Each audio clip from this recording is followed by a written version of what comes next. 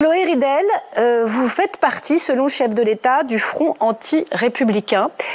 Comment vous jugez, au fond, la responsabilité qui vous est imputée dans cette censure? Cynisme, perte de repères. Le chef de l'État n'a pas mâché ses mots à l'encontre de la gauche et du Parti socialiste ce soir. On sentait une forme d'amertume chez le chef de l'État ce soir qui, peut-être pour la première fois de sa vie, ou de sa vie politique à tout le moins, se rend compte qu'il ne peut pas éternellement passer en force et qu'il faut écouter les autres. En fait, si vous écoutez Emmanuel Macron, vous n'êtes pas d'accord avec lui, vous êtes irresponsable, vous n'êtes pas prêt à vous asseoir entièrement sur vos convictions, vous créez le chaos. La raison pour laquelle nous avons censuré ce gouvernement, nous nous en sommes expliqués, c'est qu'aucune des propositions que nous avions faites pour enrichir en l'occurrence le budget de la sécurité sociale n'avait été prise en compte ni même écoutée. Donc, si vous voulez, il faut qu'il devienne un homme de compromis. Les députés qui sont fidèles à Emmanuel Macron, nous faites partie, parle d'intérêt général. Séché les débats, les débats budgétaires ces derniers mois et n'ont fait aucun compromis. Donc Emmanuel Macron ne peut pas être dans une logique de mon programme, rien que mon programme. Et je suis heureuse quand même que ce soir. Il a parlé de compromis, hein. Il n'a pas parlé de son programme. Je suis heureuse quand même que ce soir, il ait fait une ouverture à la proposition qui est la nôtre d'avoir un gouvernement.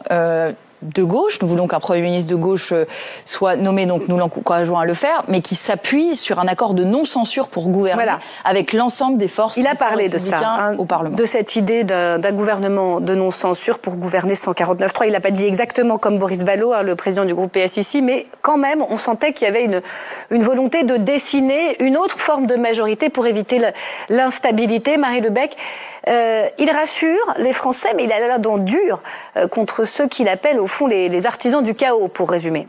Je crois qu'on peut que s'étonner, et Jacques Aulrey-Peu, Madame Ridel, parce que je crois qu'elle est parlementaire européenne, donc elle n'a pas participé au vote hier, mais je crois qu'on peut que s'étonner effectivement du choix très surprenant d'avoir une alliance entre l'extrême droite et la gauche sous toutes ses formes, de l'extrême gauche à la gauche de gouvernement, des conséquences que ça implique, on ne peut pas non plus les ignorer, du message que ça envoie à nos partenaires européens et sur la scène internationale. Et puis moi, je voudrais quand même dire qu'on soit d'accord ou pas avec la décision du chef de l'État, qu'on soit d'accord ou pas avec Michel Barnier, moi, les questions qui me sont remontées hier, c'est une forme d'incompréhension totale de militants, de sympathisants, de gens qui ont nos coordonnées parce que nous sommes parlementaires, sur le résultat de ce vote, sur ce que ça allait générer à la fois, sur cette alliance des contraires, sur les conséquences pour le pays, pour leur cas particulier, qu'est-ce que ça implique. Alors justement, c'est vrai que un appartement, etc. Donc, moi, je trouve que le chef de l'État... Sur la suite, on est un peu sur notre fin. C'est-à-dire qu'on se disait, soit il annonce un Premier ministre, soit il donne un calendrier précis. On est effectivement face à celui, quelque part, qui est à l'origine de toute cette instabilité. Sans dissolution, on n'aurait pas forcément ces blocages à l'Assemblée. Donc, est-ce que vous n'avez pas un peu de frustration de vous dire, il n'a fait qu'expliquer sa lecture de cette censure? Je pense que cette explication, d'une, elle est nécessaire parce que, encore une fois, elle contribue aussi à rassurer. Après, il a quand même donné des éléments de calendrier, à la fois sur le passage de la loi spéciale, la constitution prochaine d'un gouvernement, la concertation avec l'ensemble des forces politiques par le futur Premier ministre. Je crois que voilà, après, le chef de l'État vous aurait donné tous les détails, vous auriez dit il arbitre à la place des autres. On connaît un peu la rhétorique et la logique. Donc, il a donné des grandes étapes à venir, des étapes aussi pour l'année prochaine, avec dès janvier un nouveau budget aspirant à prendre en compte peut-être davantage les tendances représentées par l'Assemblée nationale, sous réserve que, bien sûr, tout le monde veuille bien y contribuer et accepte de faire des compromis, des concessions. Moi, je crois que ça fonctionne comme ça à l'Assemblée nationale, qu'on est capable de le faire. Je crois que ça fonctionne aussi comme ça au Parlement européen. Et donc, il faut juste s'astreindre à le faire volontairement. Alors, je vous demande votre réaction, Jean-Didier Berger, pour Les Républicains dans un instant, mais pour bien sentir la tonalité dans la manière dont il a pointé les responsables, Emmanuel Macron. L'extrême droite et l'extrême gauche se sont unis dans un front anti-républicain. Les députés du Rassemblement national ont choisi de voter une motion de censure qui disait le contraire de leur programme, qui insultait leurs propres électeurs. Ce faisant, ils ont simplement choisi le désordre, qui est le seul projet qui les unit à l'extrême gauche, et cela avec la complicité du reste du nouveau Front populaire. Non pas pour faire, mais pour défaire, pour créer le désordre.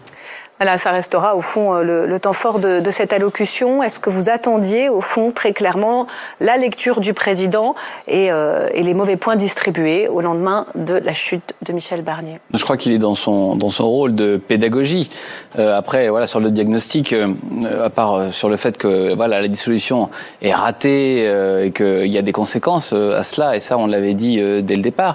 Mais maintenant qu'on est dans cette situation de blocage institutionnel, il ne fallait pas rajouter du chaos au chaos. Et le fait que le Rassemblement national accepte, en trahissant ses électeurs, de voter avec la France insoumise, ça restera pour eux une tâche indélébile sur leur parcours. Et je pense qu'il y a beaucoup de Français qui leur en voudront énormément. Mais il y a une autre ambiguïté qu'il faut souligner, c'est celle du Parti socialiste, parce que le Parti socialiste qui hier, dans la bouche de Boris Vallaud, dit « Ne vous inquiétez pas, amis de la France insoumise et des écologistes, nous ne changerons pas d'alliance, nous ne trahirons pas, nous n'irons pas avec les partis républicains ». C'est quand même particulièrement grave de tenir ce double discours. D'un côté, de dire, comme vous venez de le dire, Madame l'eurodéputée, nous sommes prêts à participer à un gouvernement rassemblant des bonnes volontés, etc. Et de l'autre, de dire, mais nous, jamais. Et d'ailleurs, vous dites, nous n'avons pas été écoutés. Vous n'avez pas bien compris notre discours. Vous n'avez pas été écoutés. Moi aussi, bien lu. Personnellement, moi, j'étais présent, donc je pense que mes oreilles fonctionnent très bien. Et puis, je peux vous répondre, mais peut-être. Oui, mais après, on va essayer d'avancer. On a tous suivi en direct sur LCP tout ce débat de censure. On ne va pas refaire le débat de censure d'hier. On ne peut pas, au premier jour de la nomination de Michel Barnier, dire nous, on s'en fout du programme, on s'en fout de ce qui va être proposé, on se fiche complètement du budget, mais on votera la censure quoi qu'il arrive. Et ensuite de dire quand on vote la censure, c'est parce qu'on n'a pas été écouté. Non, c'est pas du tout ce qu'on a dit, monsieur. On a pris acte. Vous répondez rapidement, puis ensuite on va aller voir dans le camp de Marine Le Pen. Au mois de septembre, on a pris acte que le Premier ministre, monsieur Barnier, n'avait pas été censuré. Et ensuite, nous avons de bonne foi, fait adopter de nombreux amendements lors de cette discussion parlementaire, notamment grâce aux voix du MoDem. Nous avons censuré, puisqu'un 49.3 a été déposé et que ça balayait par le même geste tous ces progrès et ces enrichissements que nous avions obtenus en travaillant sur ce budget au service des Français. Vous refusez la CMP conclusive. Alors attendez, on ne refait pas le match. Un accord de non-censure après la censure n'est pas compris par la droite. Voilà, sur l'accord de non-censure, ce que nous proposons, c'est que Emmanuel Macron tienne enfin compte du résultat des élections du 7 juillet. Il a d'abord essayé de passer en force avec un gouvernement non représentatif porté par monsieur Barnier qui se tournait vers l'extrême droite. Là, il faut qu'il se tourne vers la gauche et il faut que la gauche, un Premier ministre de gauche puisse gouverner grâce à un accord de non-censure. Est-ce que le PS est prêt à gouverner sans la France insoumise? Alors, sans LFI, est-ce que vous êtes prêt à vous affranchir? Le mois de juillet a dit qu'il pouvait évoluer vers un soutien sans participation. Vous avez la garantie de Jean-Luc Mélenchon là-dessus? Alors pourquoi avoir voté contre? Pourquoi avoir voté contre? Est-ce qu'il pourrait redire la même chose depuis la censure? Ça n'est pas le même contexte. Nous, ce que nous posons, c'est que la France Insoumise fait partie du Front Républicain. Des élus de la France Insoumise ont retiré leur candidature au profit, y compris de candidats du groupe EPR ou du groupe LR. Donc ils font partie du Front Républicain. Et donc ils doivent être dans une discussion autour de l'accord de non-censure. Des socialistes aux Républicains, avec un Premier ministre de gauche. Le gouvernement. Vous voulez l'arrêter aux macronistes, sans les Républicains. Le gouvernement doit être un gouvernement de gauche, minoritaire, comme l'a été le gouvernement avant de en tendant la main aux macronistes, mais sans ministre insoumis. S'ouvrant au ce qu'on appelle le bloc central, et ça va dans les deux sens. C'est-à-dire que nous, on est prêts au compromis, mais il faut qu'en face. On va en discuter, on a du temps pour ça. Et je suis persuadée que sur des sujets limité, mais quand même utile pour les Français, sur le logement, sur la justice fiscale, sur la lutte contre le réchauffement climatique. On peut s'entendre. La semaine dernière, on a voté à l'unanimité le rejet de l'accord Mercosur. Il y a des sujets sur lesquels nous pouvons nous entendre, j'en suis convaincue. S'il vous plaît, je voudrais quand même qu'on puisse faire intervenir Bartholomé Lenoir, député ciotiste. Quel est votre regard sur cette allocution présidentielle très sévère à l'égard du Rassemblement national et de son choix de censurer le gouvernement de Michel Barnier? C'est effectivement très sévère et il est président de la République et on assiste à une irresponsabilité. C'est-à-dire qu'il met, avec son bras, il met tout de suite ça à la poubelle, le RN et 11 millions de téléspectateurs, j'allais dire de votants, d'électeurs. Vous vous rendez compte? C'est profondément, je trouve, son discours irrespectueux de sa fonction qui doit respecter tous les Français, peu importe leur vote. Donc ça, je trouve ça profondément irrespectueux. Il est en plus totalement pas à la hauteur parce qu'il est dans la diabolisation absurde et complètement ridicule. Et d'ailleurs, c'est très intéressant de voir les débats sur votre plateau, mais on voit très bien en réalité que le tout sauf RN est une posture politique pour conserver son poste. Et on assiste maintenant aux LR qui sont prêts à dire il faut faire un accord de gouvernement avec le Parti socialiste. Non mais ils n'ont pas dit ça, ils ont dit qu'ils ne censureraient pas forcément. Vous, si c'est un Premier ministre de gauche, vous censurerez sans hésiter. On va attendre de voir ce qui se passe. Mais s'il y a une hausse d'impôts, et comme s'il y a des hausses d'impôts, on censurera. Et le propre des socialistes, c'est de faire toujours plus d'impôts, toujours plus de taxes. Et alors, c'est d'ailleurs pour ça que nous, on a censuré. Et l'argument de dire, le monsieur sur votre plateau, de dire il y a une alliance incroyable, mais qui peut le croire qu'il y a une alliance entre LFI, le RN et l'UDR? Enfin, c'est une vaste blague. La réalité, c'est que l'alliance que vous avez faite, vous l'avez faite dans les urnes. Vous l'avez faite dans les urnes. Alors, on va pas refaire. À chaque fois, vous voulez revenir finalement à ce qui s'est passé hier. On essaye de se projeter parce que les Français sont inquiets de cette instabilité et de cette crise politique qui a des effets déjà dans la vie économique et dans la vie quotidienne des Français. Donc, on va aller voir Daniel Obono avec Marco Pommier pour terminer le tour de table des sensibilités politiques. Marco, est-ce que les Insoumis sont prêts à ce soutien sans participation si l'accord de non-censure voyait le jour ? On va lui poser la question, mais juste avant, Myriam, une réaction à l'allocution d'Emmanuel Macron. L'extrême droite et l'extrême gauche se sont unis dans un front anti-républicain. Qu'est-ce que vous lui répondez? Parce que dans la tête du président, l'extrême gauche, c'est vous, les Insoumis. Et je crois que cette allocution a scandalisé beaucoup de gens. En fait, ce n'est pas un président de la République qui nous parlait. C'est un forcené, arrogant, méprisant et lâche parce qu'il n'assume absolument pas ses responsabilités et le choix qu'il a fait, lui, de dissoudre l'Assemblée. Et il explique aux Français, en fait, qu'ils sont stupides, pour le dire gentiment, parce que sa dissolution n'a pas été comprise. Non, les gens ont très bien compris. Et ils sont allés aux urnes et il a piétiné, tout simplement, leur vote. Le président veut un gouvernement d'intérêt général, mais qui exclut les forces anti-républicaines. Alors, encore une fois, il vous exclut, vous. Est-ce que vous avez peur que des socialistes ou des écologistes finissent par entrer dans un éventuel gouvernement, dans un prochain gouvernement? Déjà, rectifier les propos du président de la République. Vous avez mentionné tout à l'heure sa formule renvoyant dos à dos l'extrême droite, le RN, en effet, avec l'extrême gauche. Je tiens à rappeler aux Français et aux Françaises qui nous écoutent que l'extrême gauche n'est pas présente à l'Assemblée. Je le déplore puisque des personnalités comme Olivier Besancenot ou Philippe Poutou seraient très utiles au débat parlementaire. Le nouveau Front populaire est une coalition de gauche radicale, effectivement, et qui a porté pendant les élections un programme que les Français ont jugé utile tellement que nous avons été mis en tête. Donc c'est ce programme qui a été placé en tête et c'est donc ce programme qui devrait s'appliquer. Et le chaos politique dans lequel nous sommes, après le chaos économique et social dans lequel Emmanuel Macron a mis ce pays depuis 7 ans, est le produit du déni de ce vote. Et à la France Insoumise, nous continuons à porter ce programme. Nous avons été élus sur le mandat du nouveau Front populaire et si un gouvernement doit être nommé demain, ça doit être celui du nouveau Front populaire et nous ferons, comme nous avons fait la démonstration au cours des derniers mois, des discussions parlementaires feront émerger des majorités. Nous avons réussi à avoir des votes larges sur près de 60 milliards de recettes. Donc c'est tout à fait possible d'engager des discussions, y compris avec des forces du bloc gouvernemental, je pense au MoDem et à d'autres, qui ont voté nos propositions. Donc encore une fois, on a là une attitude très méprisante du débat parlementaire, puisque nous avons fait, nous, la démonstration de notre sens des responsabilités.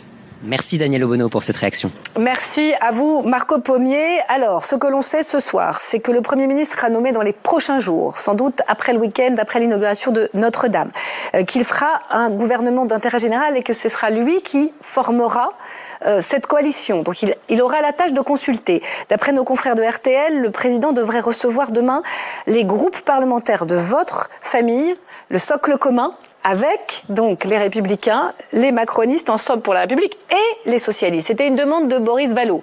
Donc on a les 3 forces qui seront reçues demain à l'Élysée. Et ce soir, on a envie de savoir s'il y a une voie de passage pour que vous puissiez vous entendre. Marie Lebec, cette main tendue des socialistes, vous la prenez ou pas? Non mais déjà, peut-être parce qu'on est un parti qui a cherché à incarner le dépassement et je vais pas rebondir sur les propos absolument caricaturaux et de Bartholomé Lenoir et de Daniel Obono où on tombe encore une fois dans les éléments de langage qu'il faut pas vraiment progresser le débat. Moi je combats avec la même force et pas pour les mêmes raisons le Rassemblement National et la France Insoumise. Je comprends on a des désaccords très forts avec les socialistes, on a parfois des désaccords avec les républicains, on l'a vu pendant les débats budgétaires, mais je crois qu'il y a un petit lien ténu qui nous unit, c'est que malgré tout, nous partageons les mêmes valeurs sur la vision de la République, sur la vision de ce vers quoi nous voulons faire tendre le pays, sur la vision en termes de réussite de nos enfants, de nos entreprises, de notre pays. Pour bien comprendre, vous pourriez participer à un gouvernement et une coalition commune? À incarner le dépassement. Je crois vraiment qu'il y a des points de désaccord très forts. La retraite sont un point de désaccord très fort, on va pas se mentir. Par exemple, l'abrogation de la réforme. Une fois, il y a des valeurs qui nous unissent malgré tout dans notre vision de la République et de ce qu'on peut en faire. Et donc, oui, je crois qu'il y a une capacité à dépasser. Après, cette capacité, elle ne tient qu'au fait de dire que c'est pas parce qu'on a un désaccord que systématiquement on doit censurer. Et c'est là où je rejoins pas la méthode des socialistes et des écologistes et des communistes avec qui, en réalité, à l'Assemblée, on travaille plutôt en bonne intelligence. C'est encore une fois accepter les désaccords. Ça veut aussi dire que on ne brandit pas la menace de la censure. D'accord, mais c'est justement un accord de non-censure que propose c'est le principe. Le PS. La première chose que j'ai à répondre à l'information que vous avez donnée, c'est que le président de la République, encore une fois, doit redescendre de son piédestal. Il n'a pas à convoquer que le Parti socialiste. Je ne veux pas prêcher que pour ma paroisse ce soir, mais les autres forces du Front républicain. Alors, toutes les forces. La proposition vient du camp socialiste, en l'occurrence avant même la censure de Boris Vallaud. Je ne suis pas sa porte-parole, mais je constate, comme nous tous, qu'elle parle d'un programme du Front, du nouveau et qu'elle demande, et elle devrait être reçue par le président de la République, comme les communistes devraient être reçus, comme les insoumis devraient être reçus.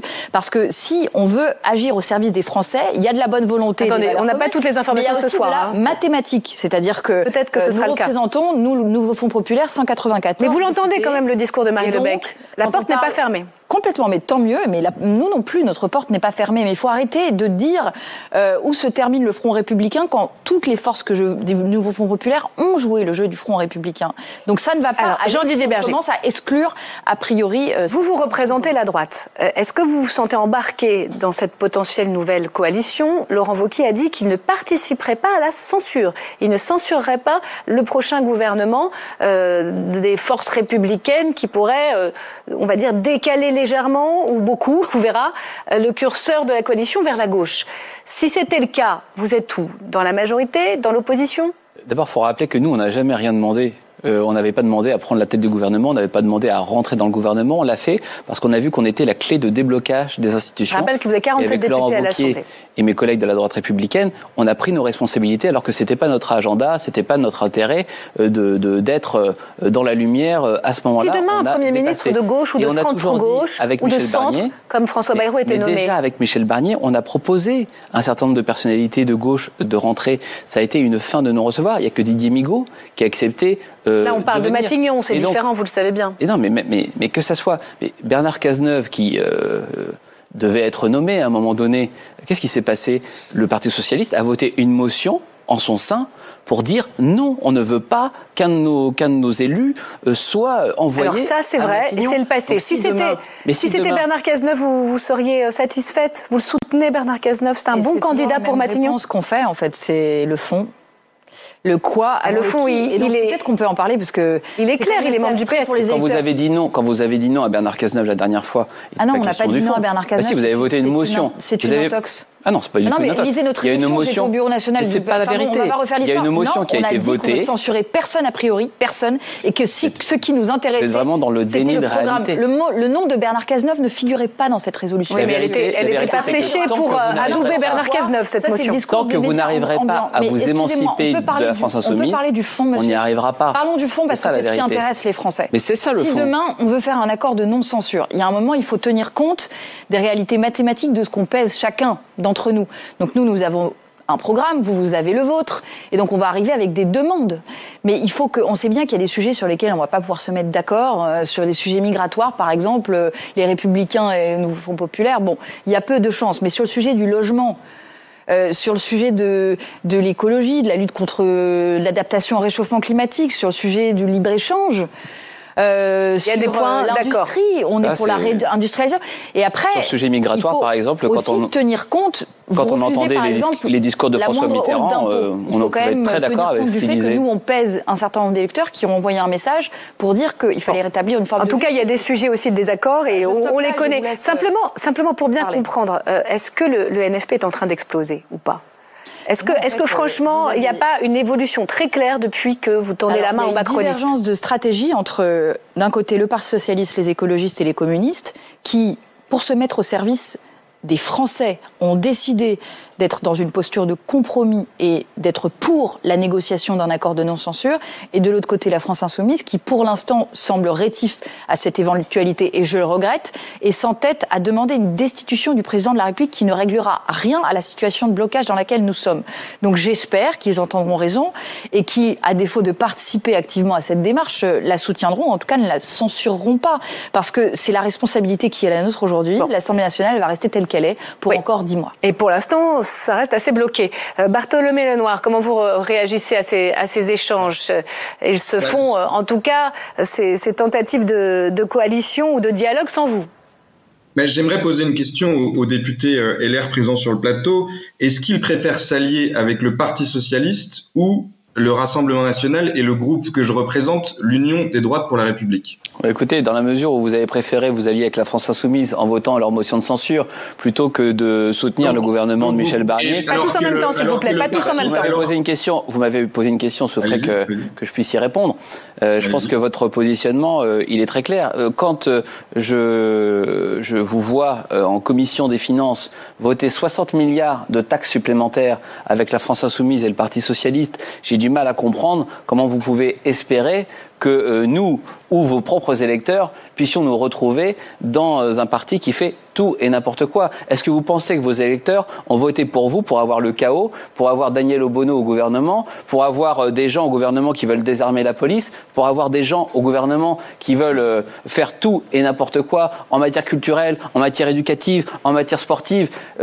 Franchement, c'est quand même très peu prometteur. Je peux répondre maintenant. Je vous laisse répondre. Allez-y. Donc, en fait, on a une... Et vous savez s'il y a bien des gens qui sont bien placés pour savoir que vous et M. Ciotti... Vous le laissez répondre, s'il vous plaît, il est à distance. Vous voyez. Allez-y, monsieur Lenoir. Ce à quoi on assiste, c'est que monsieur le député, vous préférez vous allier avec le Parti socialiste, qui est membre du NFP et qui est du coup allié objectif de la France insoumise, plutôt qu'avec le Rassemblement national et l'UDR. Vous savez, on n'a jamais eu de compromission d'alliance avec qui que ce soit. Ceux qui se sont compromis, c'est vos élus, vous-même et vos élus qui ont voté avec la France insoumise. C'est pas simple à distance. Allez-y, terminez, s'il vous plaît. Donc, il y a, si vous voulez, en fait, le fait politique, en fait, qu'il faut retenir, c'est qu'on voit très bien aujourd'hui que le bloc central est en train de se constituer. Et que les LR, et je l'ai vu hier, ça m'a profondément choqué, j'ai vu le groupe LR se lever après le discours de Gabriel Attal et applaudir. Et là, en fait, j'ai compris que c'était une seule et même pièce. Et que vous accusez, moi, dans le groupe UDR, on n'a voté aucune hausse d'impôts. Et vous avez proposé un budget, monsieur qui est de droite, vous avez proposé un budget en hausse de 40 milliards d'impôts avec des hausses des dépenses publiques en valeur de plus de 50 milliards d'impôts. Mais vous êtes en train, c'est ça qui intéresse les Français. De droite. Il est censuré par le NFP et le Rassemblement national ce soir. Justement, on va terminer par ça. Déjà, vous vouliez réagir? Est-ce que la porte est ouverte? Est-ce que vous voyez se dessiner quelque chose? Il y a quand même une méthode qui est claire, c'est qu'il y aura d'abord un Premier ministre et ensuite il verra ce Premier ministre ce qui serait possible de faire avec les présidents de groupe, même s'il y a des consultations demain à l'Élysée. Ça, c'est la méthode et elle est nouvelle par rapport à la dernière fois pendant l'été. Ça veut dire que sur ceux qui sont favoris, il y a vraiment deux types de Premier ministre. Il y a Bernard Cazeneuve, c'est un profil, c'est pas forcément lui. Socialiste, François Bayrou, centriste, mais plutôt centre-gauche. Et puis il y a deux autres profils, un macroniste, Sébastien Lecornu, et puis quelqu'un plus à droite, les Républicains, Bruno Retailleau. Ça fait deux camps. Il faut choisir dans le premier ou dans le deuxième. Si vous pouviez me faire une réponse sans langue de bois, ce serait sympa, Marie Lebec. Non, mais déjà, c'est le choix du président de la République. Pardon de dire ça, ça fait très langue de bois, mais c'est la réalité des institutions. Mais vous êtes député, ensuite, vous la voyez, ça va se passer moi, la deuxième chose, je pense que, bien sûr, je pense que le choix du Premier ministre, c'est moins tant effectivement la tendance, la coloration politique que sa capacité à entraîner les autres forces politiques. Et donc ça dépendra effectivement de ce qu'il proposera. D'ailleurs, ce qu'il proposera à la fois sur le fond, mais aussi en termes de calendrier et de ce qui sera débattu dans les prochaines semaines. Je pense que ça donnera l'ordonnancement un petit peu. Donc nous, je pense que depuis le début, avec sous la présidence de Gabriel Attal, on a toujours essayé d'être force de proposition. On a fait d'abord sur le fond cet été. On veut bien travailler sur la question de la méthode aussi pour pouvoir avancer dans l'intérêt des Français. Merci beaucoup. C'est la cloche qui sonne. Merci. Affranchissez-vous, vous dit Gabriel Attal. On verra si vous le faites ou pas vis-à-vis des insoumis. Ça va continuer à discuter. En tout cas. Ça marche. En tout cas, à l'Élysée et puis bientôt à Matignon quand le Premier ministre sera nommé dans les prochains jours. Merci à vous de nous avoir suivis. Merci à vous d'être venu réagir à cette première prise de parole d'Emmanuel Macron. Très belle soirée sur LCP.